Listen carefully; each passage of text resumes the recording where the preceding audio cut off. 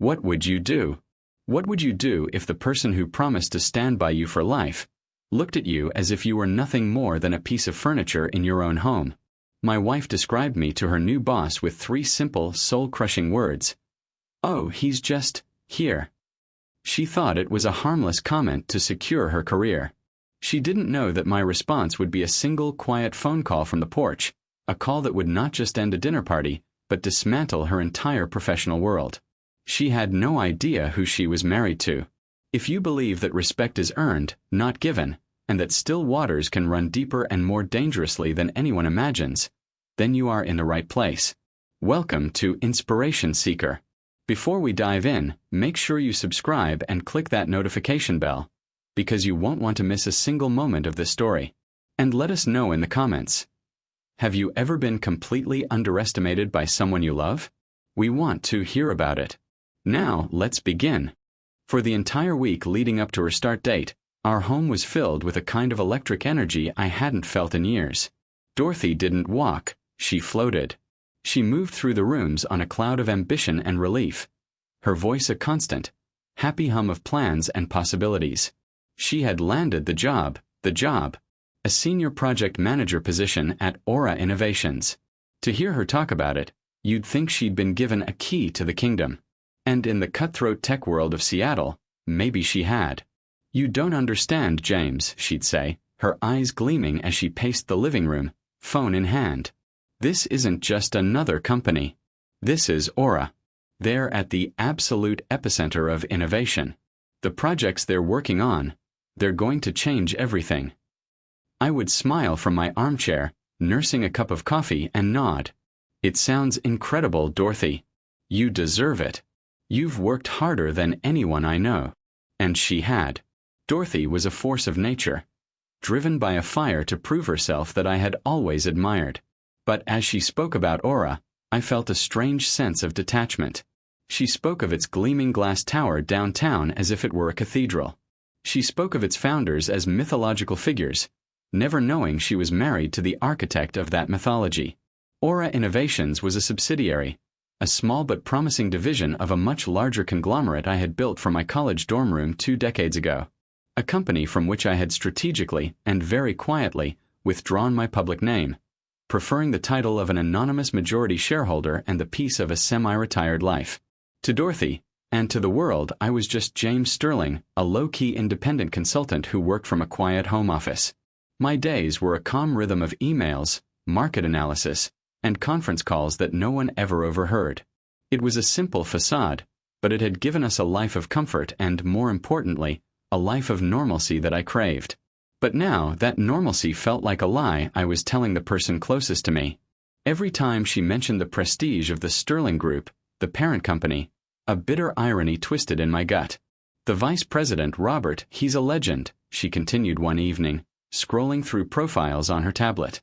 "He's tough, demanding, but if you get his approval, you're set for life. I need to make the right impression from day one." I watched her, saw the flicker of anxiety beneath the excitement.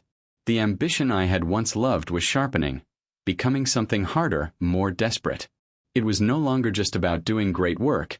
It was about being seen in the right way by the right people. She was so focused on the destination that she was forgetting the journey, and forgetting the person who was sitting right beside her. But I said nothing. I just offered my support, my quiet encouragement, because I loved her. But as she meticulously planned her first week, a small cold knot formed in my stomach. It wasn't pride I was feeling anymore. It was a premonition. The woman I loved was so busy climbing a ladder, she'd stopped looking down to see who was holding it for her. The first major strategic move in Dorothy's campaign to conquer Aura Innovations wasn't a spreadsheet or a market analysis. It was a dinner party. She announced it on a Tuesday evening, not as a question, but as a foregone conclusion. "James, I've had a stroke of genius," she said, her back to me as she stared out our floor-to-ceiling windows at the Seattle skyline. "We're going to have Robert and his wife over for dinner on Saturday." I set my book down. "That's a bit sudden, isn't it? You just started." She turned, and the look on her face wasn't one of social excitement. It was the sharp, focused glare of a CEO planning a merger. "That's the point," she explained, walking over. In this world, you don't wait for opportunities. You create them. This isn't just dinner, James. It's a statement. He needs to see who I am outside the office. He needs to see this. She gestured around at our pristine minimalist home. The polished concrete floors, the expensive art, the view of the lake. To me, it was our sanctuary. To her, it had just become a tool. A stage to project an image of effortless success. The next 4 days were a blur of meticulous, almost frantic preparation. This was not the relaxed way we usually hosted friends. Every detail was curated, every choice calculated for maximum impact. The menu had to be sophisticated but not pretentious. She settled on a seared salmon with an asparagus risotto. The wine was researched for hours, cross-referencing reviews with articles about Robert's supposed preferences.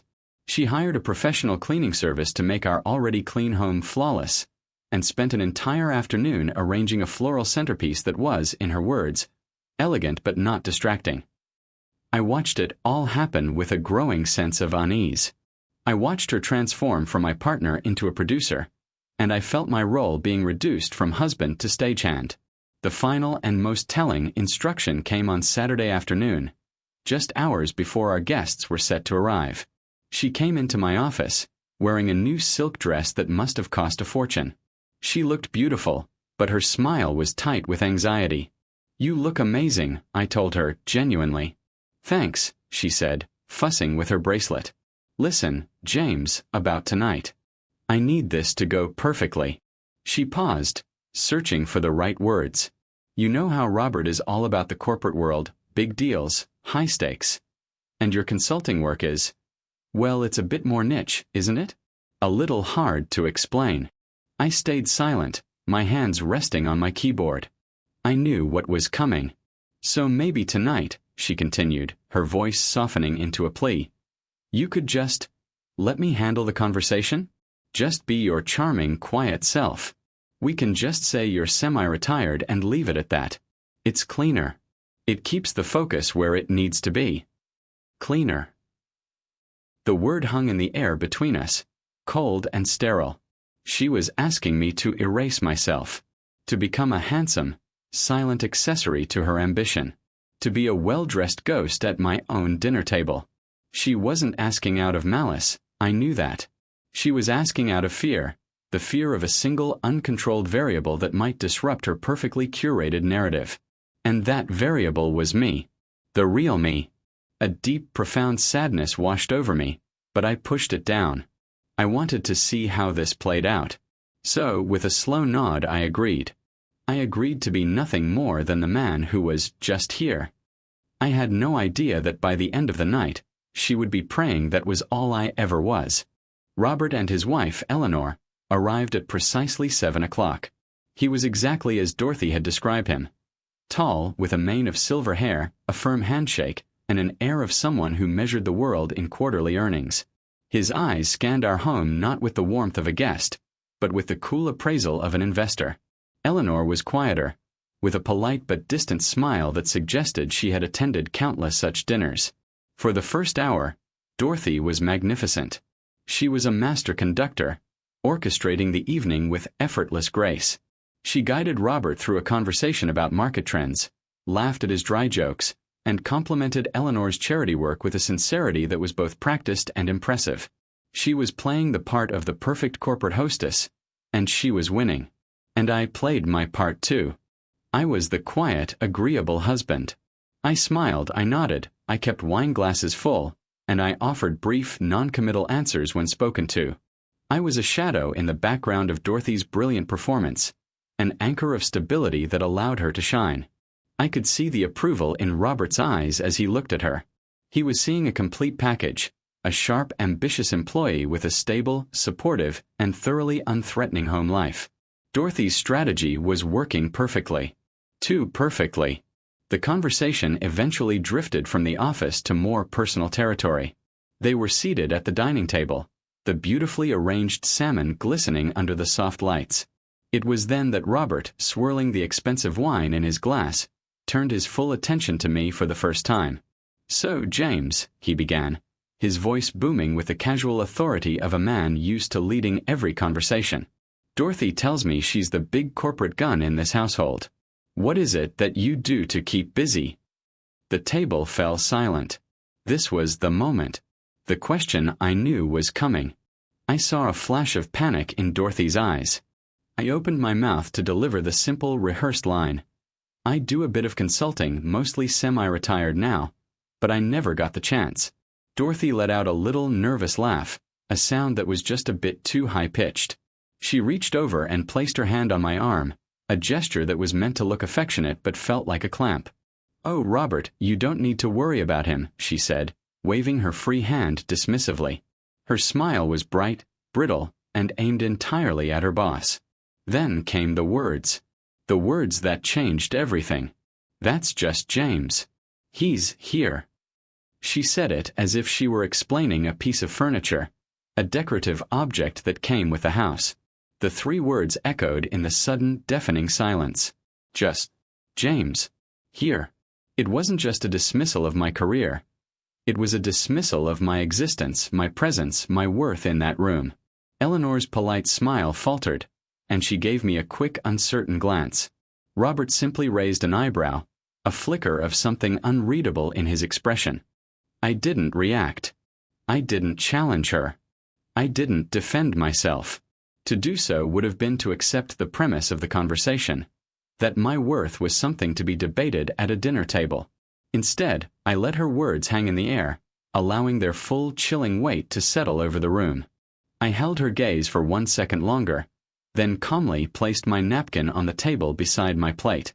"Excuse me for a moment," I said, my voice even and steady. It was a simple, polite phrase, the kind anyone would use to step away to the restroom. The scraping of my chair against the floor seemed to sound like a thunderclap in the sudden quiet. I could feel 3 pairs of eyes on my back as I walked towards the sliding glass door that led to the porch. I didn't look back. The moment I stepped outside, the crisp Seattle night air hit me like a splash of cold water, a welcome shock to my senses.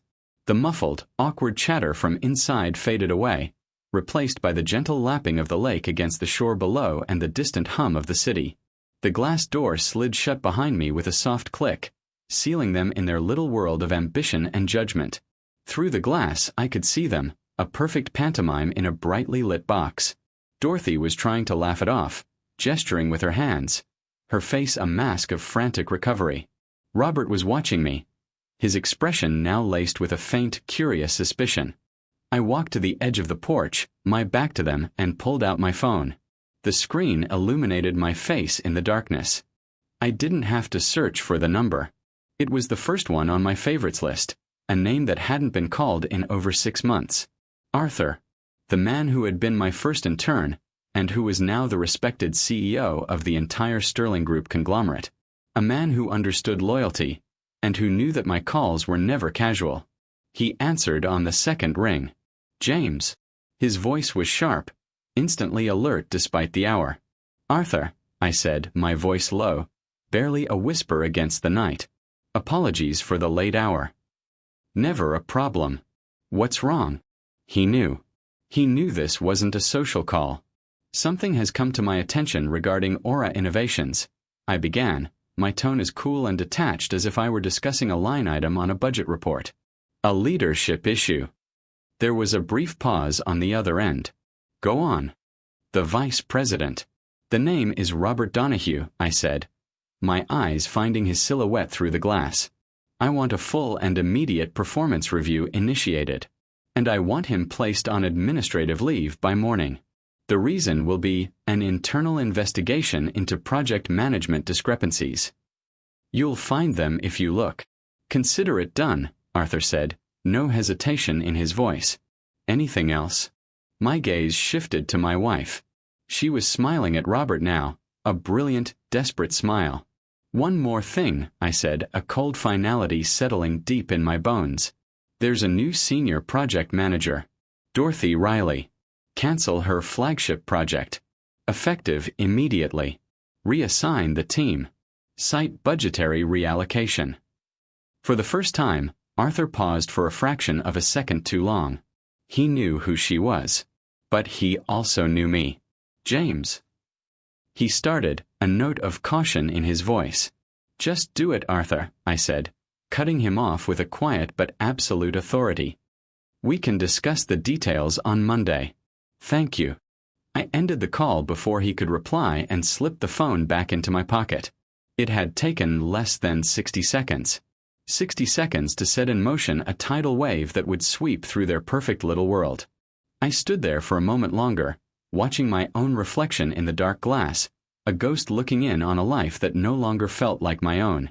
The dominoes were set.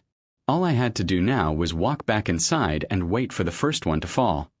I took a slow, deliberate breath, the cold night air feeling like ice in my lungs, and turned back to face the scene inside. I didn't slide the door open. Not yet. I simply stood there on the porch, a silent observer behind the invisible barrier of the glass, waiting. I wanted to see it. I needed to witness the first tremor from the earthquake I had just triggered. I didn't have to wait long. Inside, Dorothy was still desperately trying to salvage the evening, steering the conversation into safer waters. Robert was leaning back in his chair, a smug, self-satisfied look on his face, clearly enjoying being the center of her universe. He picked up his wine glass, about to make what I presumed would be another self-important point. And then it happened. On the pristine white tablecloth next to his plate, his phone, which had been silent all evening, suddenly vibrated. It was a short, sharp buzz, aggressive and demanding. I saw his eyes flick down to the screen. A flicker of annoyance crossed his face, the look of a king interrupted during court. He clearly intended to ignore it, but it buzzed again, insistent. With a sigh of theatrical importance, as if to show everyone how indispensable he was, he picked it up. "Excuse me," he said to Dorothy, his voice dripping with condescension. "The machine never sleeps." He glanced at the caller ID, and I saw a subtle shift. The smugness was replaced by a flicker of confusion. The call was from Arthur. A call from the CEO of the entire parent company on a Saturday night was not a normal occurrence. It was an omen. He answered, his voice changing instantly, becoming deferential, almost servile. "Arthur, to what do I owe the honor?" He tried to keep his tone light, but I could see the tension in his shoulders. He listened. And as he listened, the transformation began. It was like watching a statue erode in a storm. First, the color drained from his face. It wasn't a gradual paling. It was a sudden, shocking absence of blood, leaving his skin a waxy, sickly gray. His confident posture collapsed. He leaned forward slightly, his free hand gripping the edge of the table as if to steady himself. His mouth fell slightly ajar. The wineglass, still in his other hand, trembled, the red liquid sloshing precariously close to the rim. He wasn't speaking. He was just a receiver for the information that was systematically dismantling his reality. Dorothy and Eleanor were watching him, their polite smiles frozen on their faces, turning to expressions of confusion and then concern. "Robert, is everything all right?" Dorothy asked, her voice a small, hesitant sound. Robert didn't hear her. He couldn't hear her. His entire consciousness was focused on the voice in his ear. And then, his head began to turn. It moved with an unnatural slowness, a mechanical, robot-like swivel, as if it were the heaviest thing in the world. It turned away from his wife, away from my wife, and toward the dark glass of the porch door. His eyes, now wide with a dawning primal horror, scanned the darkness until they found me. Our gazes locked through the reflection-streaked glass. In that moment, he saw everything. He didn't just see James Sterling, the quiet, unimpressive husband. He saw the anonymous founder. He saw the majority shareholder. He saw the invisible hand that had just reached down from the heavens and crushed his career into dust. What I saw in his eyes was not anger or confusion. It was pure, unadulterated terror. The terror of a man who has just realized he spent the entire evening insulting a god, without ever knowing it. The connection between us, a silent, invisible line of understanding drawn through the glass, lasted for what felt like an eternity. In Robert's eyes, I watched a man's entire reality being rewritten in real time. The secure foundation of his world had turned to quicksand, and he was sinking fast. His face, which a moment ago had been a mask of terror, was now a chaotic scramble of emotions. Disbelief, panic, and a desperate, groveling plea for an undo button that didn't exist. He finally tore his gaze away from mine and brought the phone back to his lips. His voice, when it came out, was a strangled, pathetic whisper, a mere fragment of the booming baritone he had commanded all evening. Yes. Yes, I understand. Of course, Mr. Sterling. My sincerest. I had no. He couldn't finish the sentence. Arthur, I imagined, had already hung up. The call was over. Robert lowered the phone from his ear with a trembling hand, his knuckles white. He stared at the blank screen as if it were a death sentence. The spell was broken. Suddenly, motion returned to the room, but it was clumsy and panicked. Robert lurched to his feet, his chair scraping violently against the polished floor. The sudden movement jostled the table, causing a fork to clatter onto a plate with a piercingly loud clang. "We have to go," he announced to the room, his voice raspy and thin. He wasn't looking at anyone, his eyes darting around wildly, everywhere except at me as I stepped back into the room, sliding the door shut with a quiet, definitive click. Eleanor stared at her husband, completely bewildered. "Robert, what on earth is wrong? We haven't even had dessert." "Now, Eleanor," he snapped, his voice cracking with a fear so palpable it felt like a third guest at the table. He grabbed his jacket from the back of his chair, fumbling with the sleeves, his usual suave coordination completely gone. Dorothy, seeing her meticulously planned evening implode before her eyes, stood up as well. Her face was a canvas of confusion and mortification.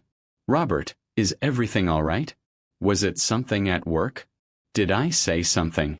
She was grasping at straws, trying to find a logical reason for this sudden, disastrous turn of events. The idea that the cause was the quiet man standing by the door was simply not in her realm of possibility.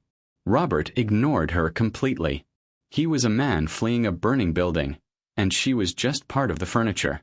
He practically dragged Eleanor towards the foyer, his only goal to put as much distance as possible between himself and me. But to get to the front door, he had to walk past me. He froze for a second, his path blocked. He couldn't, meet my eyes. He stared at a point on the wall just past my shoulder, his breathing shallow and rapid. "An honor," he stammered, his voice barely audible. "It was an honor, Mr. Sterling. A profound honor." He stumbled over my name, the name he had heard just moments before, now tasting like ash in his mouth. He then all but fled, pulling his wife out the door and into the night. The heavy front door clicked shut, and the silence that descended was absolute. It was a heavy, suffocating silence, filled with the ghosts of the evening's ambition and the wreckage of Dorothy's hopes. The perfectly arranged flowers suddenly looked like funeral wreaths. The half-eaten gourmet meal looked like a mess. Dorothy stood frozen in the middle of the room, her back to me, her shoulders rigid. I could almost hear the gears turning in her head, the frantic calculations as she tried to make sense of the incomprehensible. She had orchestrated the perfect evening to launch her career. Now she was left standing in the ruins, with only one unanswered question. What in God's name had just happened? Slowly, she turned to face me, her confusion finally hardening into a sharp, accusatory glare. The click of the front door was a sound of absolute finality. For a long moment, Dorothy didn't move. She remained a statue in the center of the dining room, a general surveying a battlefield after a swift and inexplicable defeat. The air, which moments ago had been filled with forced laughter and the clinking of silverware, was now thick with questions she couldn't begin to form. I watched her, saying nothing, allowing the silence to do its work. I saw the muscles in her back tighten, her hands clenching into fists at her sides. Finally, she turned. The confusion on her face had curdled into a dark, focused rage. Her eyes, narrowed and sharp, were not the eyes of the woman I loved. They were the eyes of a prosecutor who had found her prime suspect. In her mind, the catastrophe of the evening had to have a source, a logical cause, and her gaze landed squarely on me. The anomaly, the quiet man who had stepped outside for a minute and returned to chaos. "What did you do?" she asked. Her voice wasn't loud. It was a low, venomous whisper that cut through the silence more effectively than a shout. "What did you say to him out there, James? Did you insult him? Did you tell some stupid joke?" I had him. I had everything under control, and then you. She stopped, her breath catching in a sob of pure frustration. I didn't flinch. I didn't offer an explanation. The man she was accusing, the bumbling, socially awkward husband who might ruin a dinner party, didn't exist anymore. He had been dismissed, rendered irrelevant. She was looking at me, but she wasn't seeing me. She was seeing a problem that had wrecked her plans. "Dorothy," I said, and the sound of my own voice was cold, detached, a stranger's voice in our home. The evening was already over. You just hadn't realized it yet. Her brow furrowed in anger. What is that supposed to mean? Don't speak to me in riddles. My career could be over because of whatever stunt you just pulled. He was terrified. He looked at you like you were a monster. Tell me what you did, she demanded, taking a step towards me, her anger finally boiling over.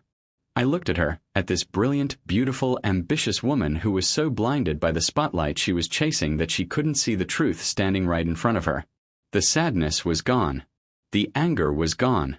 All that remained was a vast empty space, a glacial calm.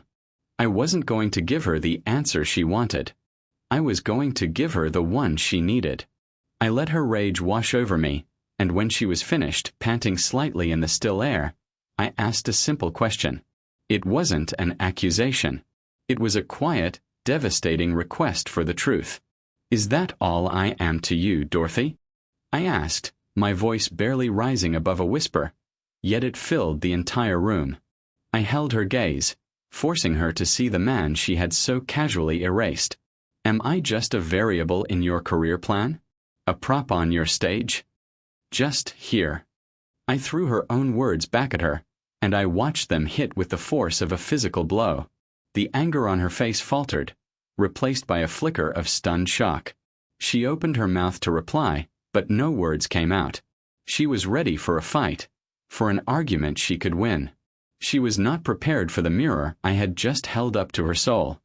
I didn't wait for an answer. I didn't need one. Her silence was enough. Without another word, I turned and walked to my office at the end of the hall. I didn't slam the door. I closed it softly, the quiet click echoing the one from the front door moments earlier. I left her standing alone amidst the shattered fragments of her perfect evening, the chilling echo of my question her only company. The confusion was still there, but now a new feeling was creeping in. A cold, terrifying dread that the man she thought she knew was a complete stranger, and that the disaster wasn't over. It had only just begun. Sleep did not come easily that night. Dorothy lay awake for hours, staring into the darkness, replaying the disastrous end of the evening over and over in her mind. My quiet, chilling question echoed in the silence, but she pushed it away. It was easier to focus on the anger, on the injustice of it all. She convinced herself that this was a misunderstanding, an overreaction from an eccentric boss that she could fix. She would go into the office on Monday, smooth things over, and get her brilliant career back on track. She drifted into a restless sleep, clinging to the comforting delusion that the world still operated by the rules she understood. That delusion was shattered the moment she stepped out of the elevator onto the polished marble floors of Aura Innovations on Monday morning.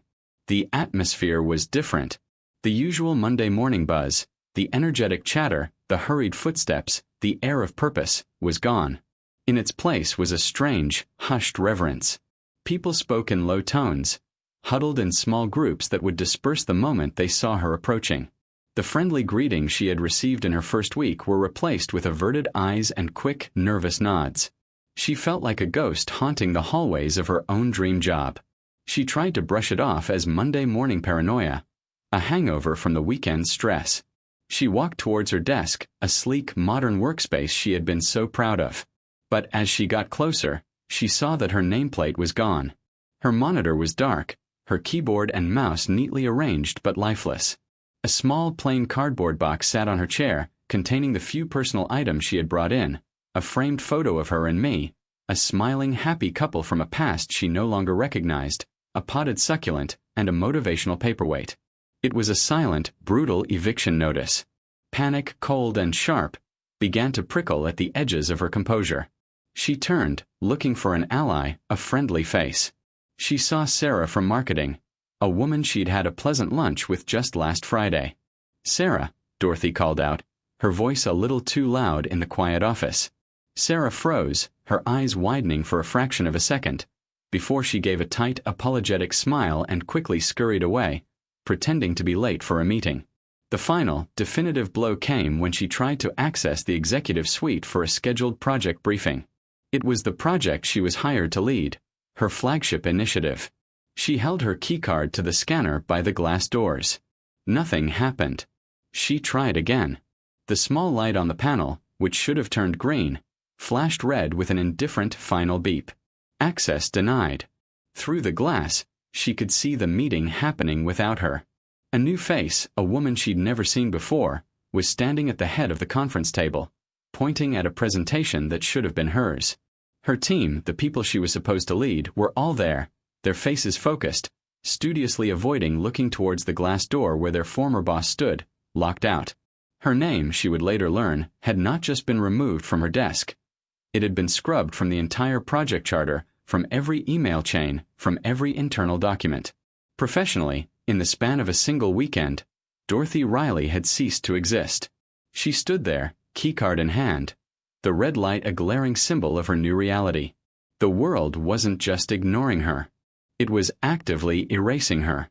And the terrifying, sinking feeling in her stomach told her that the architect of this silent, ruthlessly efficient demolition was at home, waiting in his quiet office. For a full minute, Dorothy stood frozen outside the glass walls of the conference room, her useless keycard still clutched in her hand. Humiliation washed over her, hot and suffocating. People were beginning to stare. She could feel their pitying, curious glances on her back. With a surge of adrenaline born of pure panic, she turned and walked away, her steps quick and robotic. She didn't head for her empty desk. Instead, she sought refuge in the one place where corporate hierarchies momentarily dissolved, the sleek, minimalist employee kitchen. She leaned against a cold stainless steel counter, her heart hammering against her ribs, and tried to force herself to think logically. This had to be a mistake, a system glitch, a colossal HR screw-up. Robert had overreacted on Saturday, and in the chaos, her file had been flagged by mistake. That had to be it. She was clinging to this fragile thread of reason when two junior analysts walked in, their voices low and conspiratorial as they headed for the espresso machine. "Can't believe it," the first one whispered, not noticing her standing in the alcove. "One minute he's the king of the castle, the next he's just gone." "I heard they didn't even let him get his coat," the other replied, his voice a mixture of awe and fear. "HR and 2 security guards met him at the elevator this morning. He was escorted from the building before most of us even got our coffee." Just like that. Dorothy held her breath, every muscle in her body tensing. They were talking about Robert. "What did he even do?" the first one asked. "No one knows for sure," the second analyst murmured, glancing nervously over his shoulder. "But the rumor is, the order came from the very top. Not from our CEO. I mean from the Sterling Group themselves. A major shake-up." The Sterling Group. The name echoed in the sterile kitchen, a name she had spoken with reverence just days ago. The parent company. And then, a colder, more terrifying realization hit her with the force of an Arctic blast. Sterling. It was her husband's name. It had always been there, a fact so obvious, so mundane, that she had never once considered it could be anything more than a cosmic coincidence. Now, that coincidence felt like the key to a conspiracy aimed directly at her. Robert's terrified face flashed in her mind. His stammered last words. "An honor, Mr. Sterling." It wasn't a mistake. It wasn't a glitch.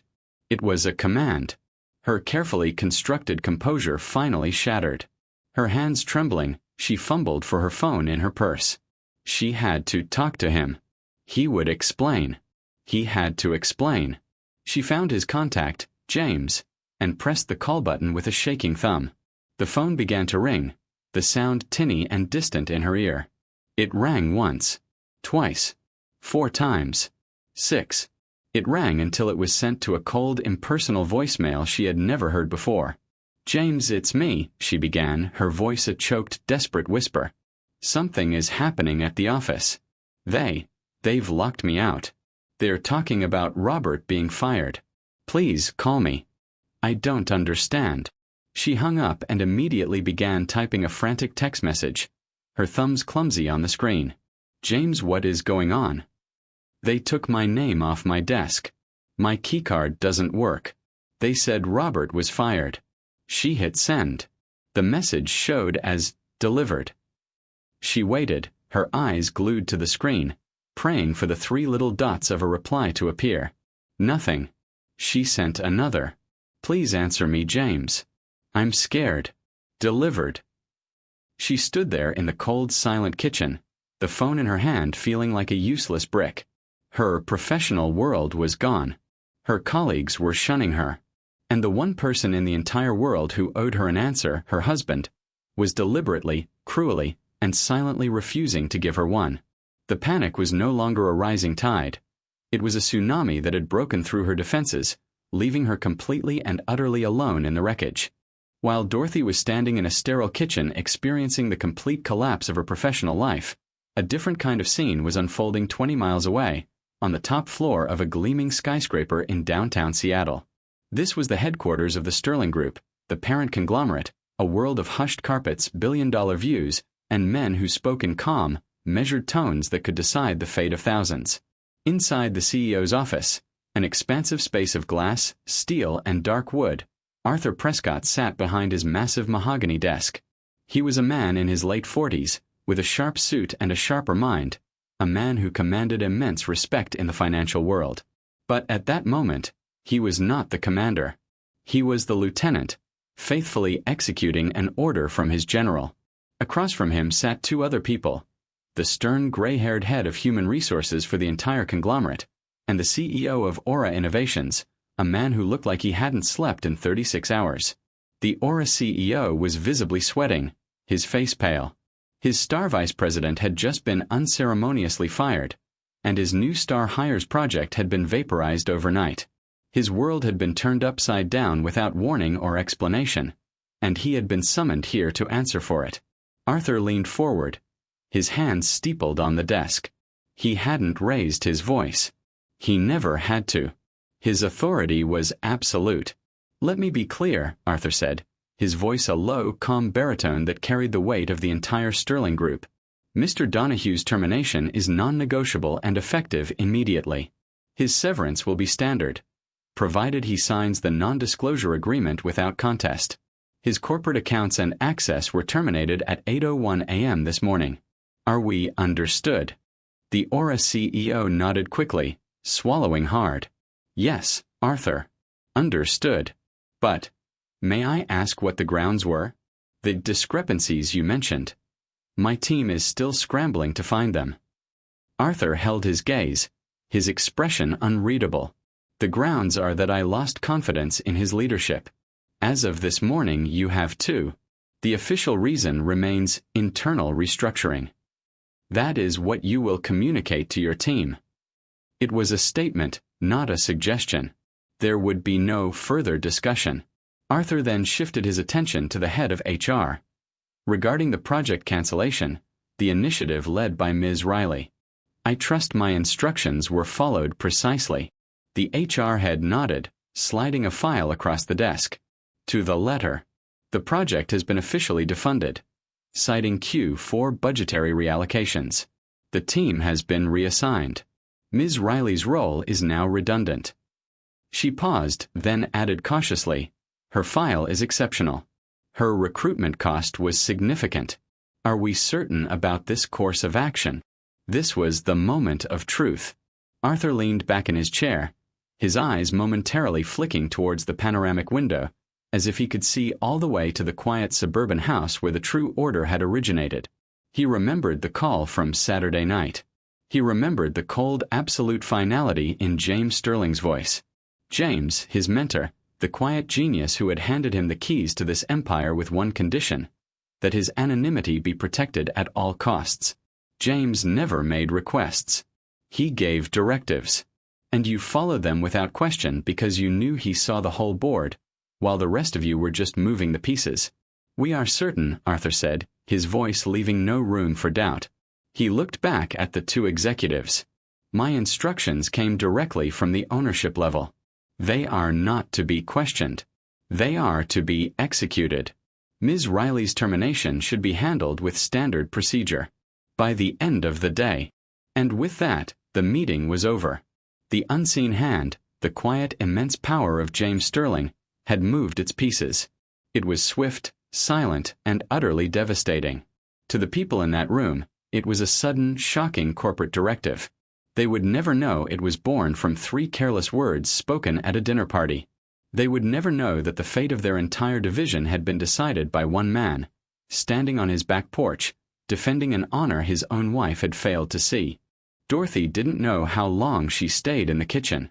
Time seemed to warp and stretch, each silent minute an eternity. Eventually, driven by a sliver of irrational hope or perhaps just the inability to stand still, she returned to the open-plan office space. She walked to her barren desk and sat in the chair, a stranger in a place that was supposed to be her future.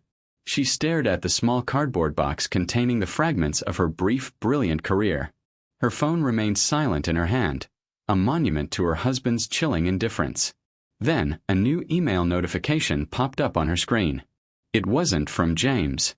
The sender was a name she didn't recognize. Eleanor Vance, Executive VP of Human Resources, Sterling Group.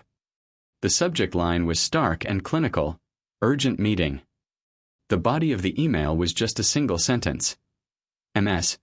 Riley, please come to conference room 12C on the executive floor immediately.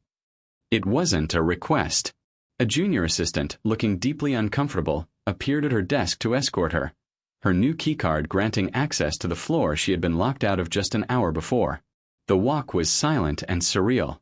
This wasn't how she had imagined her ascent to the executive level. Conference room 12C was a cold, intimidating space with a sprawling view of the city that seemed to mock her. Sitting at the far end of a long black marble table were 2 women. One was the executive VP, Eleanor Vance, a formidable-looking woman in her late 50s with sharp eyes that held no warmth. The other was a younger woman whose severe expression and leather-bound portfolio screamed corporate lawyer. Robert wasn't there.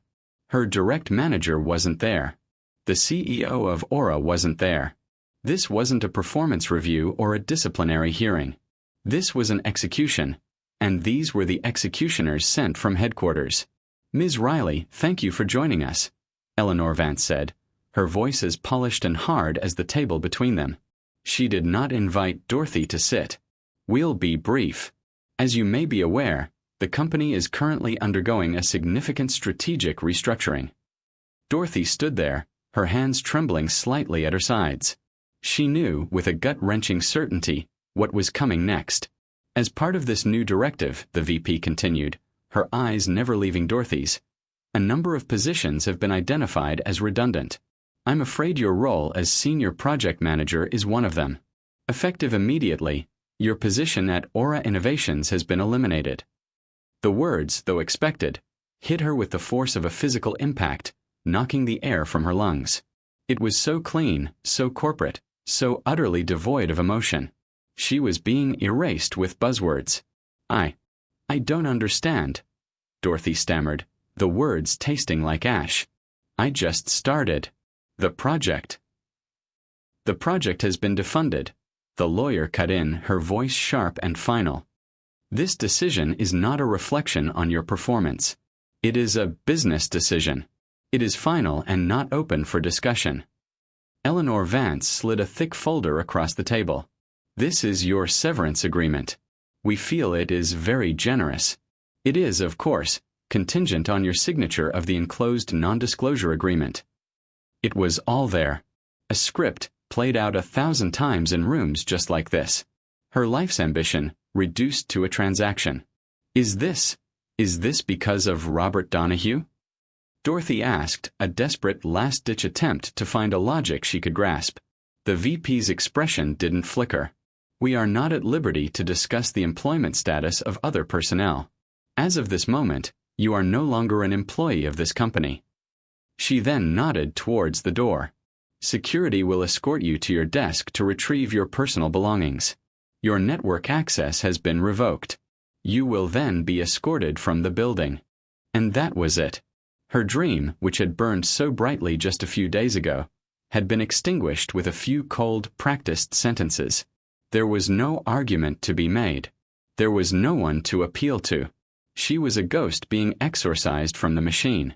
As she turned and walked out of the room to meet the stoic security guard waiting for her, the only thought that screamed through her mind was James. This clinical, brutal, and ruthlessly efficient destruction had his fingerprints all over it.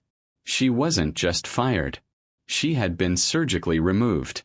The drive home was a blur. The familiar Seattle streets, usually a source of comfort, felt alien and hostile.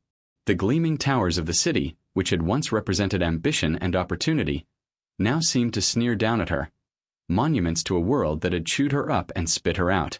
The thick severance folder sat on the passenger seat beside her, its weight feeling both pathetic and obscene. It was hush money, a corporate gag order purchased at the cost of her dreams. She drove on autopilot, her mind a maelstrom of the day's sterile, brutal events. The averted eyes, the red light of the keycard scanner, the final, cold words of the HR executive. But beneath the shock and the humiliation, a single terrifying truth was beginning to crystallize, sharp and painful. The name. Sterling. When she finally pulled into the driveway, the house looked different. No longer a symbol of her success, it felt like a gilded cage built on a foundation of secrets. It was silent, immaculate. All traces of the disastrous dinner party had been erased. The house was a perfect stage, reset for a play whose lead actress had just been fired. She walked through the silent rooms, her footsteps echoing on the polished concrete. Her cardboard box of belongings felt impossibly heavy in her hands. She set it down by the door, a pathetic little monument to her terminated career. Her gaze was drawn down the hall, towards the one place in the house that had always been his domain, his office. The door, usually closed, was slightly ajar. A low, authoritative murmur drifted out, the voice of her husband. Driven by a need that was beyond reason, she walked towards it. She didn't knock. She slowly pushed the door open, expecting to see him at his single laptop, tinkering with the niche consulting work she had so easily dismissed. That was not what she found. The room was not a simple home office. It was a command center. A sweeping arc of monitors covered the wall, glowing with data streams she couldn't comprehend. Complex stock tickers, geopolitical maps with shifting territories, encrypted video conference feeds. This wasn't the workspace of a semi-retired consultant. This was the nerve center of an empire. And at its heart sat her husband, James. He was speaking into a headset, his voice calm and decisive, issuing commands to a face on the screen she vaguely recognized as a billionaire tech mogul from the cover of Forbes. He saw her in his peripheral vision. There was no surprise in his eyes. No panic. He simply held up a finger, signaling for the man on the screen to wait. "Hold for a moment, Daniel," he said, his tone casual, as if he were merely pausing a conversation with a neighbor. He muted his microphone, swiveled his leather chair to face her, and looked at her.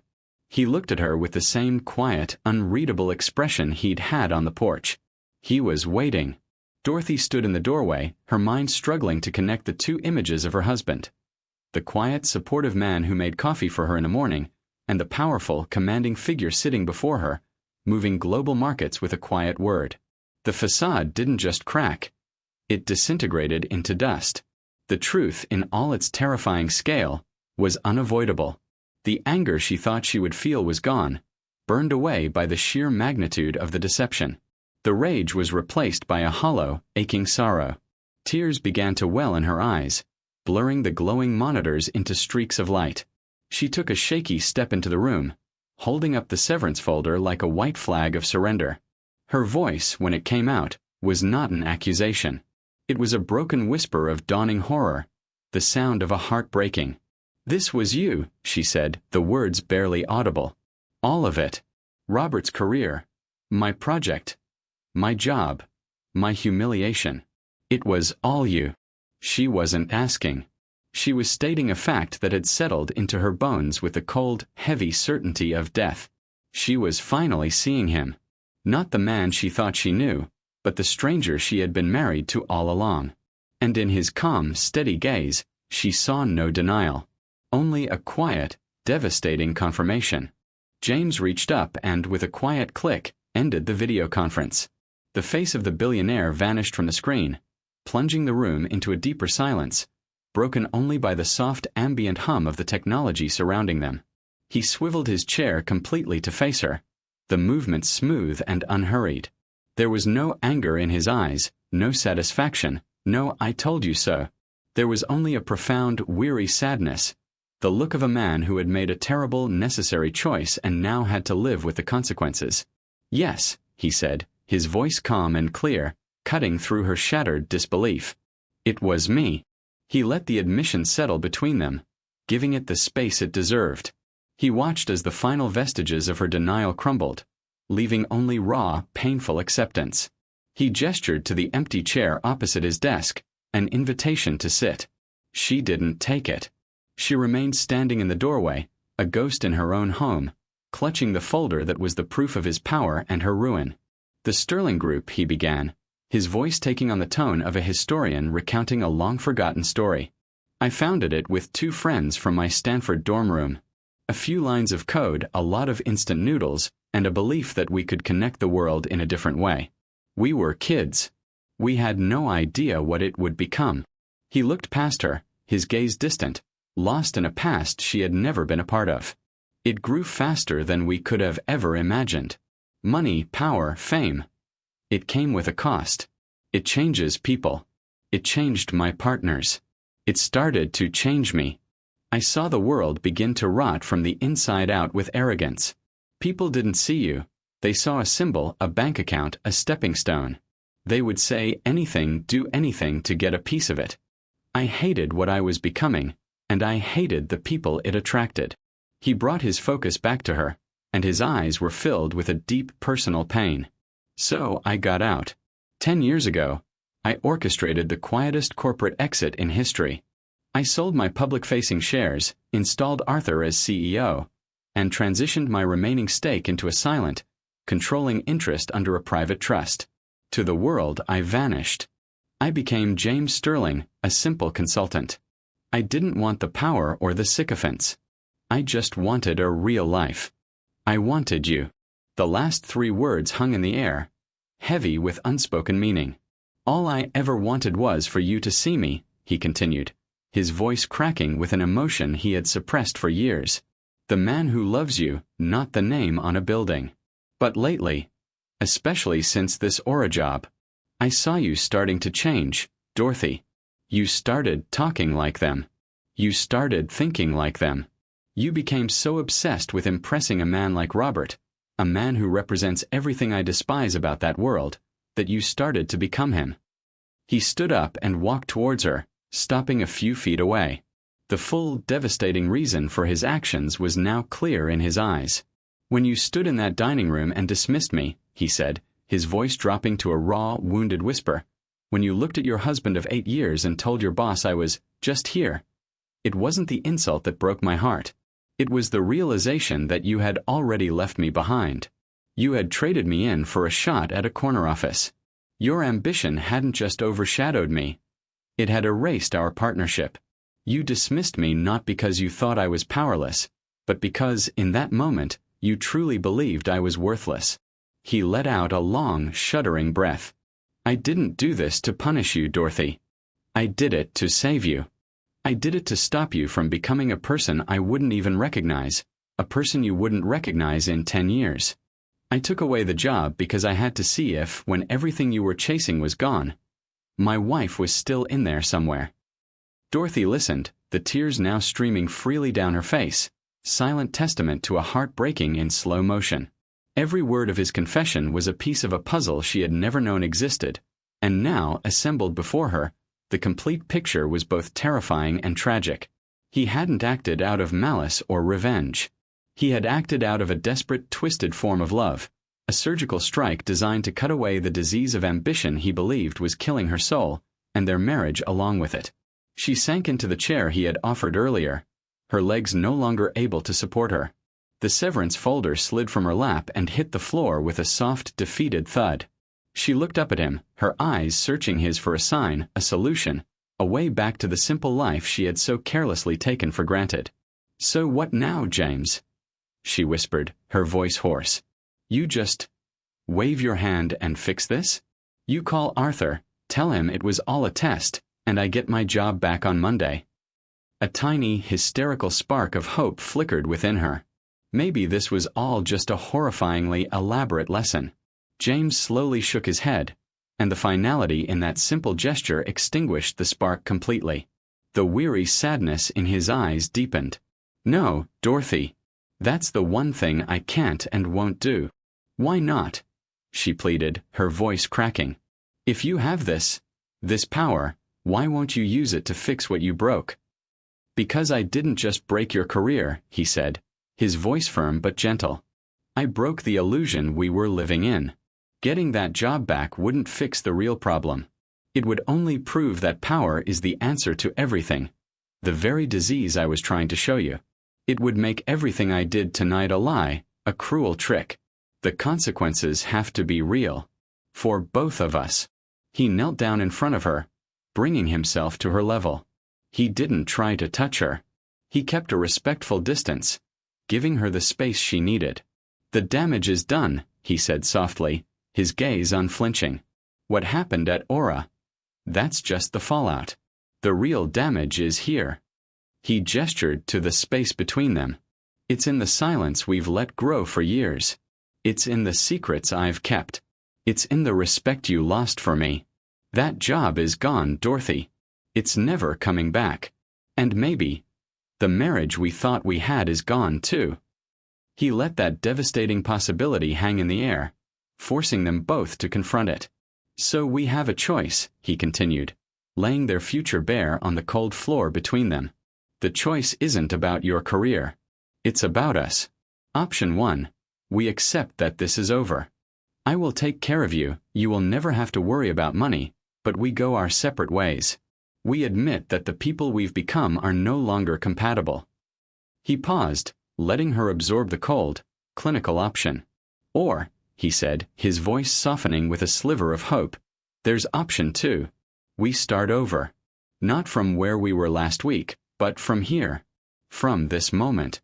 From this broken, honest place. No more secrets from me, no more chasing validation from you. We put in the work. We go to counseling. We learn how to talk to each other again. We learn how to see each other again. We try to rebuild something real out of these ruins." He looked at her, his soul raw and exposed. "I will not fix your career, Dorothy. But I will fight like hell to fix us if you'll let me. The choice is yours. But I can't make it for you."